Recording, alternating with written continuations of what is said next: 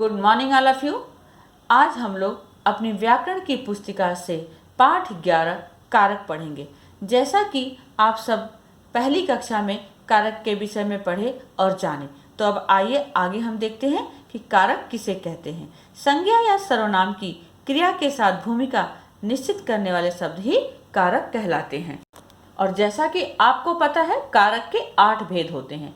कर्ता ने कर्म को करण से के द्वारा संप्रदान के लिए अपादान से पृथक संबंध का की के रा री रे अधिकरण में पर संबोधन हे ओ अरे। तो बच्चों, आप सबने अपनी पहली कक्षा में संप्रदान कारक के विषय में जाना। अब आगे देखिए अपादान कारक। वाक्य के जिस संज्ञा सर्वनाम से किसी के अलग होने या तुलना करने का भाव व्यक्त हो उसे हम अपादान कारक कहते हैं। तो आइए देखिए इसका वाक्य। किसान खेतों से लौट रहे हैं, आसमान से ओले गिर रहे थे, श्रद्धा प्रज्ञा से होशियार है, अंशु ने अक्षय से पैसे लिए। तो बच्चों, इन वाक्यों में खेतों से, आसमान से, प्रज्ञा से, अक्षय से अपादान कारक है।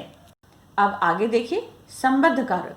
बच्चों, ये संज्ञा से संज्ञा का या सर्वनाम से संज्ञा का संबंध बताते हैं, जबकि इनका क्रिया से कोई संबंध नहीं होता। अतः कारक की परिभाषा के अनुसार यह कारक नहीं है, किंतु इसके परसर्ग हैं का, की, के, रा, री, रे। इसका वाक्य देखिए। उसका नाम सुशील है, हमारी टीम जीत गई। अब आगे अधिकरण कारक। बच्चों, जब संज्ञा या सर्वनाम क्रिया के होने का स्थान या समय बताते हैं तब वे अधिकरण कारक होते हैं। देखिए इसका वाक्य। लोग पार्क में टहल रहे हैं, 2020 में मुझे क्या मिलेगा, मैदान में लड़के क्रिकेट से खेल रहे हैं, यह काम 1 घंटे में पूरा करो। तो बच्चों, इन वाक्यों में पार्क में, 2020 में, मैदान में और 1 घंटे में, ये सभी अधिकरण कारक हैं। आगे देखिए संबोधन कारक। संबोधन का संबंध वाक्य की क्रिया से नहीं होता। इसका प्रयोग किसी को बुलाने या संबोधित करने के लिए किया जाता है। इसका कोई कारक चिन्ह या परसर्ग नहीं होता।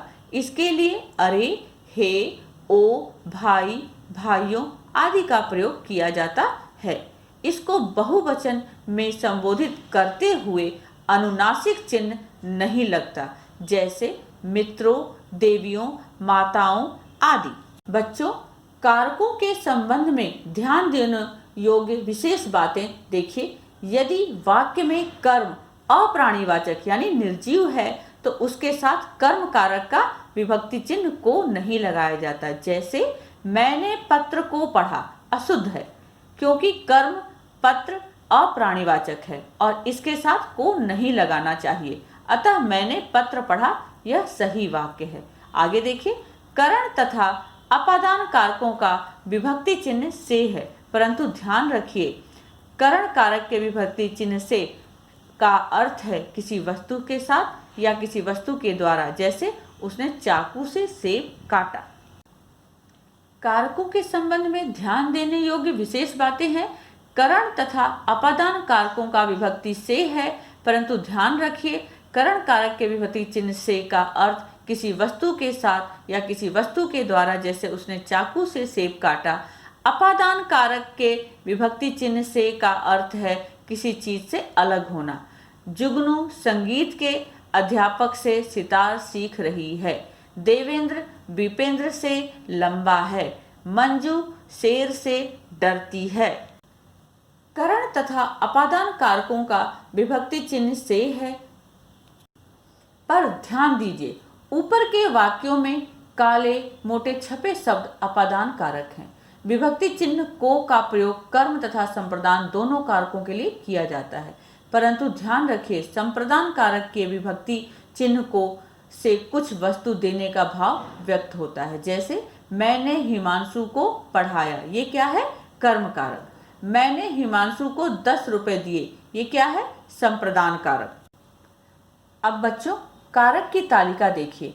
कारक कर्ता, पहचान इसकी क्या है? क्रिया को करने वाला। कारक का चिन्ह क्या है बच्चों?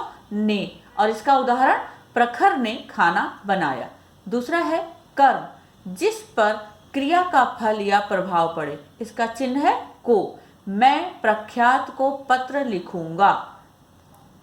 करण, जिस साधन से क्रिया हो, से के द्वारा, इसका वाक्य है प्रख्यात कलम से लिखता है, उसे पत्र के द्वारा सोचना भेज दो।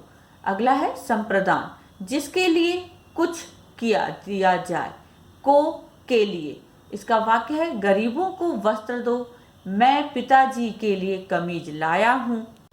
अगला अपादान, जिसमें अलगाव या पृथकता हो, से पेड़ से पत्ता गिरता है, यानी कि पेड़ से पत्ता अलग हो रहा है। अधिकरण कारक, जो क्रिया का आधार हो, ठीक है। में पर, इस थैले में कपड़े हैं, मेज पर किताब है। आखिरी देखिए संबंध, क्रिया से भिन्न किसी अन्य पद से संबंध को सूचित करने वाला, जैसे का, की, के। प्रखर का भाई श्रद्धा की सखी है। तो बच्चों, संबोधन आपने जैसा जाना, जिसे पुकारा जाए, जैसे हे, हो, अरे। तो बच्चों, संबोधन संज्ञा के जिस रूप से किसी को पुकारा, बुलाया, सुनाया या सावधान किया जाए, उसे हम संबोधन कारक कहते हैं। जैसे हे भगवान, मुझे दुखों से बचाइए। अरे भाई, तुम अब तक कहाँ थे। बच्चों, सर्वनाम शब्दों में संबोधन नहीं होता। संज्ञा शब्दों के पूर्व कभी कभी अव्यय शब्दों का प्रयोग होता है। कई बार नाम पर ही जोर देकर संबोधन का काम चला लिया जाता है, जैसे रामू जल्दी चलो। कभी कभी संबोधन शब्द संज्ञा के साथ न आकर अकेले ही प्रयुक्त होते हैं, जैसे अरे इधर आओ। Very good. तो बच्चों, आप सबने आज कारक के विषय में पढ़ा और जाना। अब कारक के प्रश्न उत्तर हम अगले वीडियो में करेंगे। धन्यवाद।